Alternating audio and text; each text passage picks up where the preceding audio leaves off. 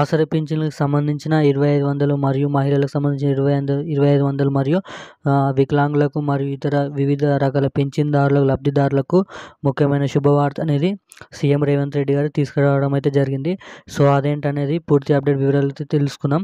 So ఎప్పటి నుంచి 2500 మనకైతే అకౌంట్ల ద్వారా మరియు పోస్ట్ ఆఫీసుల ద్వారా ఇస్తారో, మరి ఆసరా మరియు చేయూత పింఛన్ లబ్ధిదారులకు కూడా ఎప్పటి నుంచి ఇస్తారో, ఎన్ని జిల్లాల వారికి ఇస్తారో ఈ నెల ఆఖరిలో, మరియు రేపటి నుంచి ఈ రోజు నుంచి ఎన్ని జిల్లాల వరకు పంచుతారో కీలక అప్డేట్ అనేది ఎప్పటి నుంచి పంచుతారో తెలుసుకుందాం.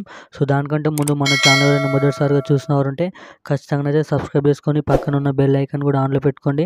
సో అప్పుడే మరిన్ని లేటెస్ట్ అప్డేట్స్ అనేది అందరికంటే ముందుగానైతే తాజా ఇన్ఫర్మేషన్ అయితే తెలుసుకోవడానికి అయితే ఛాన్స్ ఉంటుంది. సో ఏమాత్రం లేట్ చేయకుండా వీడియోలోకి అయితే వెళ్ళిపోదాం.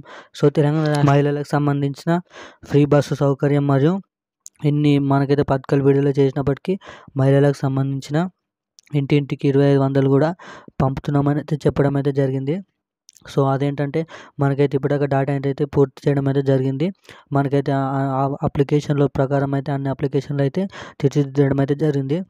సో అప్లికేషన్ల తర్వాత జనవరి ఆఖరిలో మరియు ఫిబ్రవరి ఎండింగ్లో మరియు మార్చ్ ఎండింగ్లో వరకు అయితే మనకైతే 2500 లేట్ చేయకుండా రాబోయే జనవరి ఎండింగ్లోనైతే ఇవ్వడానికైతే ఛాన్సెస్ ఉంటాయని అయితే తెలంగాణ రాష్ట్ర ప్రభుత్వం నుంచి కీలక అప్డేట్ న్యూస్ అయితే రిలీజ్ అవ్వడం అయితే జరిగిందండి.